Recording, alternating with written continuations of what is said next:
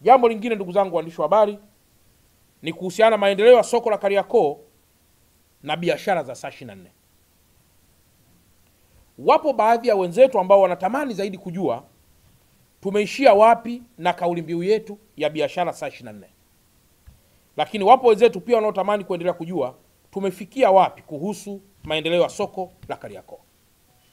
Ndugu waandishi wa habari, soko la Kariakoo linaendelea kujengwa na mpaka sasa lipo zaidi ya 95%.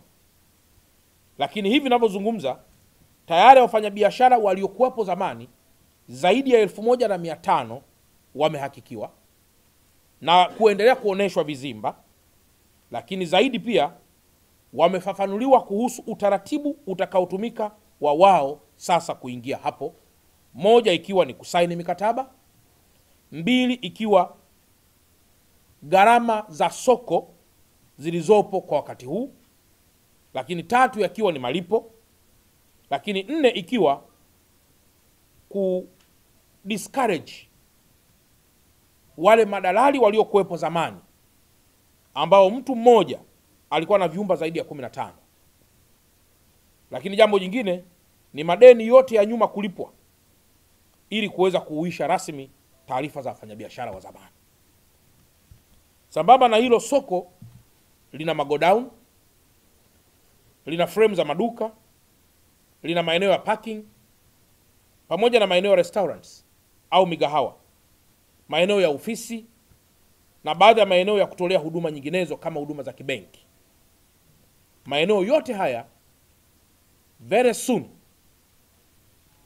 yatatangazwa utaratibu wake wa wengine wote kuweza kuomba katika mifumo rasmi ya kiserikali, na wale watakaoshinda watapewa nafasi ya kuwa wafanyabiashara katika soko la Kariakoo. Pamoja na hili ni kwamba soko letu kwa sasa limejengwa kwa chini ya bilioni 28, na kilichopo kwa sasa ni ukamilishaji wa ujenzi wa uzio ili kutoruhusu tena soko letu kuweza kuvamiwa au kuchafuliwa kwa biashara zisizo rasmi.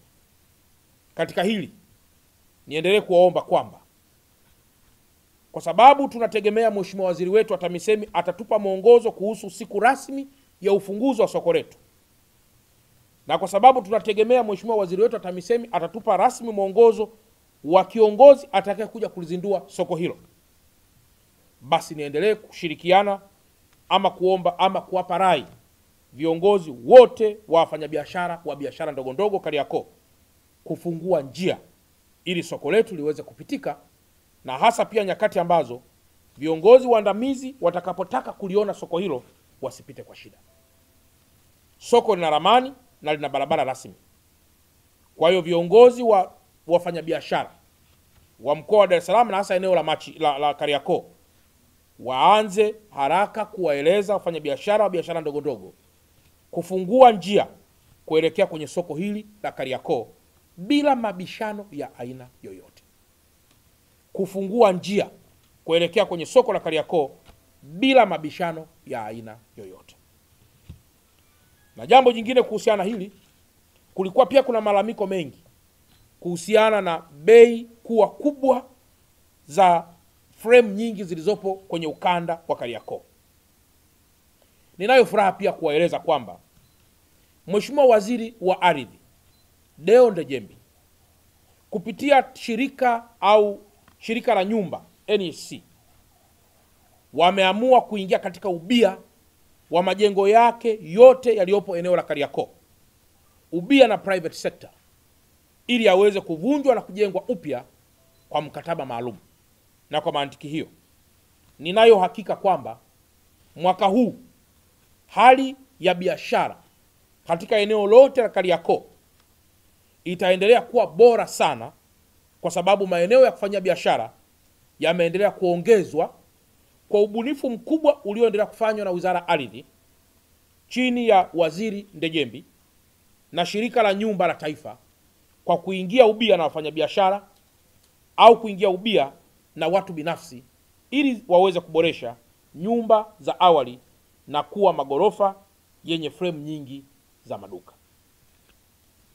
Sambamba na hilo, ndugu zangu waandishi wa habari, mwenendo wa biashara za saa 24 ndani ya mkoa wetu wa Dar es Salaam unaendelea. Leo mkipita katika viunga mbalimbali kuanzia Kariakoo mpaka Mwenge na baadhi ya maeneo, mtakuta kwamba biashara saa 24 zinaendelea. Na hapa Kariakoo nitumie nafasi hii kushukuru sana gavana wa BOT aliyetupa vibali ama aliyetoa vibali kwa taasisi za kibenki, taasisi za kifedha kufanya pia kazi saa 24 kwa wale wenye uwezo huo. Niombe na nitumie nafasi hii kuwashukuru sana uongozi wa NMB Bank ambao wao wamekuwa wa kwanza kabisa benki yao kwanza cooperate kwa masaa mengi pale Kariakoo. Lakini kwa kuwapongeza huku si maana kwamba benki zingine sijazipongeza.